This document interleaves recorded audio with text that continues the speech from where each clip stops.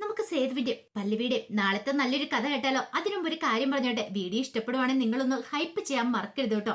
അങ്ങനെ നാളത്തെ കഥയെ നമ്മൾ കാണുന്ന പ്രതാപനെ പൊന്നുമടത്തി പ്രതിഷ്ഠിക്കാനായിട്ട് കുറുപ്പമ്മാവൻ എത്തിയിരിക്കുകയാണ്. അങ്ങനെ കാരണം കുറുപ്പിന് പ്രതാപനെ അവിടെ നിർത്താതിരിക്കാൻ പറ്റില്ല.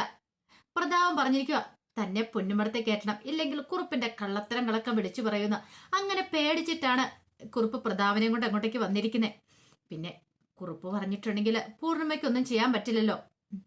കുറുപ്പ് പൂർണിമയോട് പറഞ്ഞു, ഇന്ദ്രൻ ഇത്രയും വലിയ തെറ്റൊക്കെ ചെയ്തിട്ട് ഇന്ദ്രനെ ഇവിടെ കയറ്റി കിടത്തിയില്ലേ, എങ്കിൽ പിന്നെ എന്തുകൊണ്ട് പ്രതാപനെ കയറ്റി കിടത്തിക്കൂടാ? പ്രതാപ സ്വന്തം സഹോദരനല്ലേ, ചോരയല്ലേ എന്നൊക്കെ പറഞ്ഞു.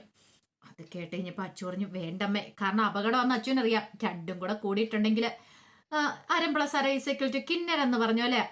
കാരണം രണ്ടുപേരും കൂടെ അങ്ങനെയാണ്, കൂടുതൽ കുഴപ്പങ്ങൾ ഉണ്ടാകത്തുള്ളൂ. അതുകൊണ്ട് അച്ചു പറഞ്ഞു വേണ്ടെന്നൊക്കെ പറയണം. എന്ത് ചെയ്യണമെന്ന് അറിയത്തില്ലാത്തൊരവസ്ഥയായി ലക്ഷ്മിയമ്മയ്ക്ക്. കുറുപ്പ് പറഞ്ഞിട്ടുണ്ടെങ്കിൽ അനുസരിക്കാതിരിക്കാനും പറ്റില്ല. പ്രതാപനെ കേട്ടിട്ടുണ്ടെങ്കിൽ അത് വിഷയമാകുകയും ചെയ്യും. ആകെപ്പാടെ ഒരു കൺഫ്യൂഷനില്ല. അപ്പോഴേക്കും പ്രതാപന് കാലിലേക്ക് വീഴുവാണ് പൂർണിമയുടെ. എന്നിട്ട് പറഞ്ഞു, പൂർണിമച്ചി എന്നെ എങ്ങനെയെങ്കിലും ഒന്ന് രക്ഷിക്കുക, ഞാൻ ഇനി ഒരു പ്രശ്നം ഉണ്ടാക്കത്തില്ല, ഞാനിവിടെ നിന്നോളാന്ന് പറഞ്ഞു. ആ സമയത്ത് പൂർണിമ പറഞ്ഞു, നിന്നെ പലതവണ ഞാൻ വിശ്വസിച്ചു, പക്ഷെ അന്നൊക്കെ നീ കൂടത്ത് നിന്നിട്ട് ചതിച്ചിട്ടേ ഉള്ളൂ. ഇവിടെ നിന്നിട്ട് നീ ഒറ്റുകാരന്റെ വേഷം ഇടുമായിരുന്നു. അത് എനിക്കൊരു അബദ്ധം പറ്റിയതാ. എല്ലാം ഇവനും പറഞ്ഞിട്ടാ, ഇവന് വേണ്ടിയിട്ടാ. അല്ല, ഇവൻ നല്ലവനായെന്നല്ലേ പറഞ്ഞേ. അങ്ങനെയാണ് പിന്നെ എന്നെയും കൂടെ ഇവിടെ നിർത്തിയാലെന്താ? ഒടുവിൽ പൂർണ്ണമയ്ക്ക് എന്ത് ചെയ്യണമെന്ന് അറിയില്ല. അപ്പോഴേക്കാണ് സേതുവും പല്ലവിയും കൂടെ അങ്ങോട്ടേക്ക് വരുന്നത്. അങ്ങനെ അവര് വന്ന് ഞാൻ പ്രതാപനെ കണ്ടു. അപ്പോഴേക്കും സേതു ചോദിച്ചു, അല്ല പ്രതാപനങ്ങൾ എന്താ എവിടെയെന്ന് ചോദിച്ചു. അത് പിന്നെ സേതു, എനിക്ക് വേറൊരു വഴിയില്ലാത്തോണ്ടാ ഞാൻ ഇങ്ങോട്ടേക്ക് വന്നേ, എന്നെ ഇവിടെ നിൽക്കാൻ സമ്മതിക്കണോന്ന് പറഞ്ഞു. ആ സമയത്ത് സേതു ചോദിച്ചു, ഓഹോ, അപ്പൊ വീണ്ടും അടുത്ത പ്ലാനുമായിട്ട് വന്നിരിക്കുമായിരിക്കും അല്ലേ?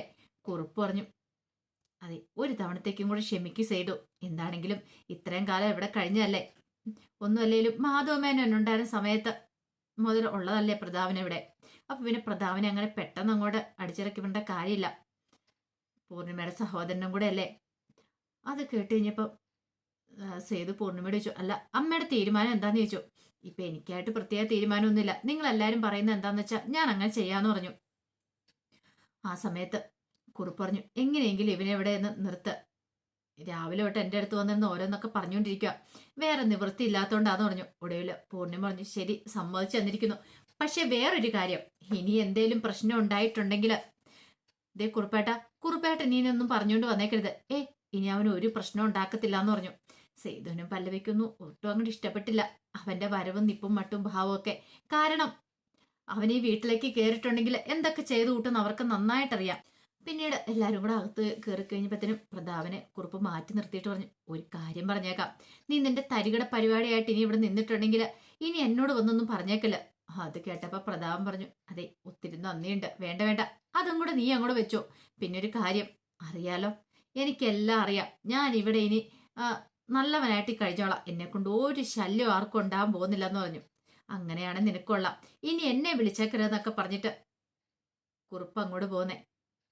ഈ സമയത്ത് ഇന്ദ്രന്റെ അടുത്തേക്ക് പിന്നീട് പ്രതാപൻ ചെന്നു. എന്നിട്ട് പറഞ്ഞു, ആഹാ എടാ ഇന്ദ്ര, നീ നന്നായെന്നൊക്കെ പറയുന്ന കേട്ടല്ലോ എന്ന് പറഞ്ഞു. ഇത് കേട്ടപ്പോ ഇന്ദ്രൻ ചോദിച്ചു, അല്ല നിങ്ങൾ എന്തിനാ ഇപ്പൊ ഇങ്ങോട്ടേക്ക് വന്നേന്ന് ചോദിച്ചു. പിന്നെ ഇതെന്റെ ചേച്ചിയുടെ വീടല്ലേ, എനിക്ക് ഇങ്ങോട്ടേക്ക് പറഞ്ഞതിന് നിന്റെ അനുമതി വേണോന്ന് ചോദിച്ചു.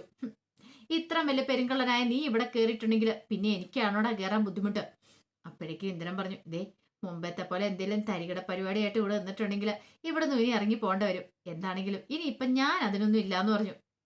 ആ സമയത്ത് പ്രതാപൻ പറഞ്ഞു, ഓ ഇത്ര പെട്ടെന്ന് നീ അങ്ങോട്ട് നന്നായെന്ന് ചോദിച്ചു. ഇന്ദ്രൻ പറഞ്ഞു, ദൈവത്തെ ഓർത്ത് ഇനി എന്റെ ഉള്ള കിടപ്പാടും കൂടെ പ്രതാപൻ നീ നശിപ്പിച്ചേക്കല്ലെന്നും പറഞ്ഞുകൊണ്ട് ഇന്ദ്രൻ അങ്ങോട്ട് പോവാണ്. അതേ സമയത്ത് സേതു നല്ല കലിപ്പിലെ വീട്ടിലേക്ക് വന്ന് ഋതു ചെയ്ത പ്രവൃത്തികളൊന്നും സേതുവിന് അത്ര പെട്ടെന്ന് പൊറുക്കാൻ പറ്റുന്നതായിരുന്നില്ല. കാരണം ഇനി ഒരു 2-3 മാസം കൂടെ കഴിഞ്ഞിട്ടുണ്ടെങ്കിൽ ഋതുവിന്റെ ഡെലിവറിയാണ്. ആ സമയത്താണ് ഋതു ഇങ്ങനത്തെ ഒരു കാര്യം ചെയ്തു വെച്ചിരിക്കുന്നത്. വയറ്റിൽ കിടക്കുന്ന കുഞ്ഞിനെ അബോർട്ട് ചെയ്യാൻ പോയത്. അപ്പൊ സേതുവിന് മാക്സിമം പല്ലവി പറഞ്ഞ് സമാധാനിപ്പിച്ചോണ്ടാ വന്നേ, സേതുയുടെ പ്രശ്നമൊന്നും ഉണ്ടാക്കരുതെന്ന്. പക്ഷെ സേതുവിന് അതൊന്നും ചോദിക്കാതിരിക്കാൻ പറ്റില്ല. എങ്ങനെ ചോദിക്കാതിരിക്കും? പിന്നീട് സേതു ഋതുവിന്റെ അടുത്തേക്ക് വരുമ്പോ ഋതു അടുക്കളയിലുണ്ടായിരുന്നു. അങ്ങനെ ഋതുവിന്റെ അടുത്തേക്ക് വന്നിട്ട് സേതു ചോദിച്ചു, നീ എന്ത് പരിപാടിയാ ഋതു കാണിച്ചെന്ന് ചോദിച്ചു. അപ്പോഴേക്കും ഋതു ചോദിച്ചു, എന്ത്, നീ എന്തിനാ ഹോസ്പിറ്റലിലേക്ക് പോയത്? ഹോ അതോ, അത് പല്ലവി പറഞ്ഞു കാണുമായിരിക്കുമല്ലോ എന്തിനാന്ന്. എന്റെ വയറ്റിൽ വളരുന്ന കുഞ്ഞിനെ ഇല്ലാതാക്കാനായിട്ട്. ഞാൻ ആ കുഞ്ഞിനെ ഇഷ്ടപ്പെടുന്നില്ല. ഞാൻ ഏറ്റവും കൂടുതൽ ഇപ്പൊ വെറുക്കുന്ന ആ കുഞ്ഞിനെയാന്ന് പറഞ്ഞു. ഇത് കേട്ടപ്പോ സേതു ചോദിച്ചു, നിനക്ക് യാതൊരു ഇതുമില്ലേ ഋതു? ആ കുഞ്ഞ് എന്ത് പഠിച്ചെന്ന് ചോദിച്ചു. കുഞ്ഞ് അത് അവന്റെ കുഞ്ഞല്ലേ, എനിക്ക് അവനെ അതിനെ വേണ്ടാന്ന് പറഞ്ഞു. ദേ നീ ഇങ്ങനൊന്നും പറയരുത് ഋതു, നീ ചെയ്ത ഏറ്റവും വലിയ തെറ്റാന്ന് പറഞ്ഞു. അത് കേട്ടപ്പോൾ ഋതു പറഞ്ഞു, എനിക്ക് ആ തെറ്റായിട്ട് തോന്നില്ല. കാരണം ഞാൻ അതിനെ ഒട്ടും ഇഷ്ടപ്പെടുന്നില്ല. എനിക്ക് എങ്ങനെയാലും ആ കുഞ്ഞിനെ ഒന്ന് ഇല്ലാതാക്കിയാൽ മതി. ആ കുഞ്ഞുള്ളതാണ് എനിക്ക് ഏറ്റവും വലിയ ഭാരം എൻ്റെ ജീവിതത്തിൽ. ഇന്നല്ലെങ്കിൽ നാളെ ആ ഇന്ദ്രൻ എന്ന് പറയുന്നവൻ എൻ്റെ ജീവിതത്തിൽ നിന്ന് ഞാൻ അകറ്റി മാറ്റും. വെട്ടിമാറ്റുന്ന സമയത്ത് എനിക്കൊരു ഭാരമായിട്ട് അവൻ്റെ കുഞ്ഞു വേണ്ട. എനിക്ക് പറ്റില്ല ആ കുഞ്ഞിനെ നോക്കി കാലം കഴിച്ചു കൂട്ടാനായിട്ട്. ഇത് കേട്ടപ്പോൾ സേതു പറഞ്ഞു, ഇതൊക്കെ നീ ഇപ്പോഴല്ലായിരുന്നു ഓർക്കേണ്ടിയിരുന്നേ, മുമ്പ് ഓർക്കണമായിരുന്നു. എല്ലാം ഒപ്പിച്ചു വെച്ചിട്ട് നീ തന്നെയല്ലേ പറഞ്ഞേ നിനക്ക് ഇന്ദ്രനെ മാത്രം വിവാഹം കഴിച്ചാൽ മതിയെന്ന്. അന്നൊക്കെ ഞങ്ങൾ പറഞ്ഞു തന്നാ. എന്നിട്ട് നീ എന്താ ചെയ്തേ? ഞങ്ങളുടെ വാക്കിന് പുല്ല് വരെ കൽപ്പിച്ചോന്ന് ചോദിച്ചു. ഞാനും പല്ലവി നന്നായിട്ട് നിന്നോട് പറഞ്ഞല്ലേന്ന് ചോദിച്ചു. അത് കേട്ടപ്പോൾ ഋതു പറഞ്ഞു, എനിക്കൊരു അബദ്ധം പറ്റിയതാ. അബദ്ധം പറ്റിയെന്ന് മനസ്സിലായി. ഇനി അങ്ങനെ എന്താളും പറ്റണ്ടാന്ന് പറഞ്ഞു. അപ്പോഴേക്കുമാണ് ഇന്ദ്രൻ അവിടേക്ക് വരുന്നത്. ഇന്ദ്രൻ വരുമ്പോ ഇവര് തമ്മിലുള്ള സംസാരം കേൾക്കണം. സേതു പറഞ്ഞു, ഇനി അങ്ങനെ എന്തിനേലും നീ മുതിർന്നിട്ടുണ്ടെങ്കിലുണ്ടല്ലോ ഇങ്ങനെയൊന്നും ആയിരിക്കില്ല നിന്നോട് പ്രതികരിക്കുന്നേ. അപ്പോഴേക്കും ഋതു പറഞ്ഞു, സേതുവേട്ടൻ എന്തു പറഞ്ഞാലും ശരി, ആ കുഞ്ഞിനെ ഞാൻ പ്രസവിക്കില്ല. ആ കുഞ്ഞിനെ തീർത്ത് കളയത്തോളെന്ന് പറഞ്ഞു. അപ്പോഴേക്ക് സേതു കൈവീശി അടിക്കാനങ്ങോട്ട് അങ്ങ് ചെല്ലുവാണ്. എന്താടി നീ പറഞ്ഞേ? കുഞ്ഞിനെ ഇല്ലാതാക്കുന്നോ? നിന്നെ ഞാനുണ്ടല്ലോ. അപ്പോഴേക്കും പല്ലവി കയറി പിടിച്ചു. വേണ്ട സേതുവേട്ടാ വേണ്ട, അവൾ അങ്ങനെയൊക്കെ പറഞ്ഞെന്ന് ഓർത്തോണ്ട് അങ്ങനെയും ചെയ്യത്തൊന്നുമില്ല. ഞാൻ സംസാരിച്ചോളാം ഋതുവിനോട്. സേതുവേട്ടൻ അടങ്ങിയിരിക്കാനൊക്കെ പറഞ്ഞു. ഏയ് ഇവളെ അങ്ങനെ വെറുതെ വിട്ടിട്ട് കാര്യമില്ലാന്ന് പറഞ്ഞു. ഇത്രയായിട്ടും കണ്ടില്ലേ ഇവളുടെ നാക്കിന് കുഴപ്പമുണ്ടോ കുറവുണ്ടോന്ന് ചോദിച്ചു. എടി ഇന്ന് അങ്ങനെ പോയ സമയത്ത് എന്തെങ്കിലും സംഭവിച്ചു പോയായിരുന്നെങ്കിലോ? സംഭവിച്ചു പോയാൽ എന്താ സംഭവിക്കട്ടെ ഞാൻ വിചാരിക്കും. ഇപ്പൊ നീ ഇതൊക്കെ പറയുന്നുണ്ട്, പിന്നെ നിന്റെ ജീവിതം തകർന്നെന്ന് നീ കൂട്ടിയാൽ മതി. നിന്റെ വയറ്റിൽ കിടക്കുന്ന കുഞ്ഞിന്റെ മാത്രമല്ല നിന്റെ ജീവിതം തകർന്നു പോയാലും അതെന്തുകൊണ്ടാണ് നീ ചിന്തിക്കാത്തെ? ഇത്ര ബുദ്ധിയും ബോധം ഇല്ലാത്തവളായി പോയല്ലോ നീ എന്നൊക്കെ പറഞ്ഞു. അപ്പോഴേക്കും ഇന്ദ്രൻ അങ്ങോട്ട് വന്നു. ഇന്ദ്രൻ വന്നിട്ട് ഋതുവിനോട് ചോദിച്ചു, ഓഹോ അപ്പൊ നീ എന്റെ കുഞ്ഞിനെ ഇല്ലാതാക്കാൻ വേണ്ടി പോയതായിരുന്നല്ലേ? അത് കേട്ടപ്പോൾ ഋതു പറഞ്ഞു, അതേടാ നിന്റെ കുഞ്ഞിനെ ഇല്ലാതാക്കാൻ വേണ്ടി പോയതാ ഞാൻ.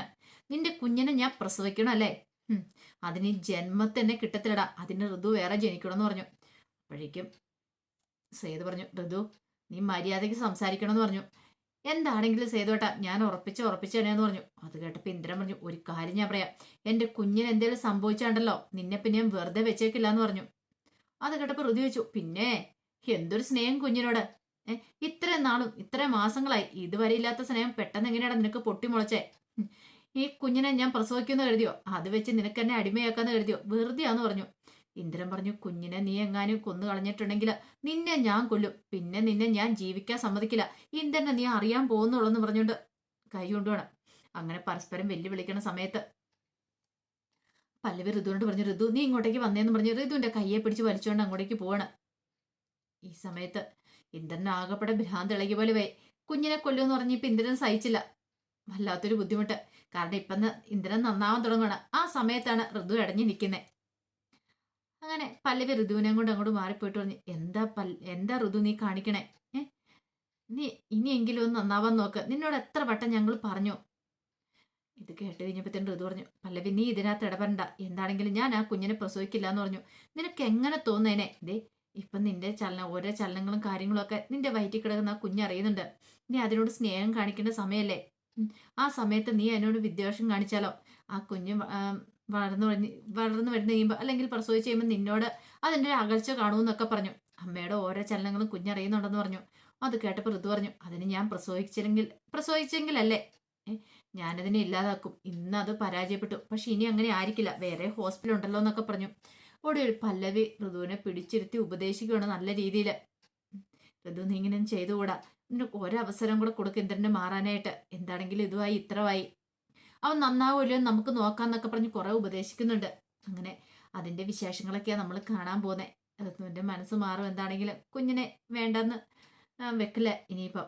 അപ്പൊ അതിന്റെ വിശേഷങ്ങളൊക്കെ നമുക്ക് എല്ലാവർക്കും കാത്തിരിക്കാം കേട്ടോ. അതിനു മുമ്പായിട്ട് ആദ്യമായി വീഡിയോ കാണുന്നുണ്ടെങ്കിൽ ചാനൽ ഇഷ്ടപ്പെട്ട ഒന്ന് സബ്സ്ക്രൈബ് ചെയ്യാൻ മറക്കരുത്. അതോടൊപ്പം തന്നെ വീഡിയോ ഇഷ്ടപ്പെടുവാണെന്ന് ഹൈപ്പ് ചെയ്യാനും മറക്കരുത് കേട്ടോ. ഒരിക്കൽ കൂടി എല്ലാവർക്കും ശുഭരാത്രി നേർന്നുകൊണ്ട് നിർത്തുന്നു.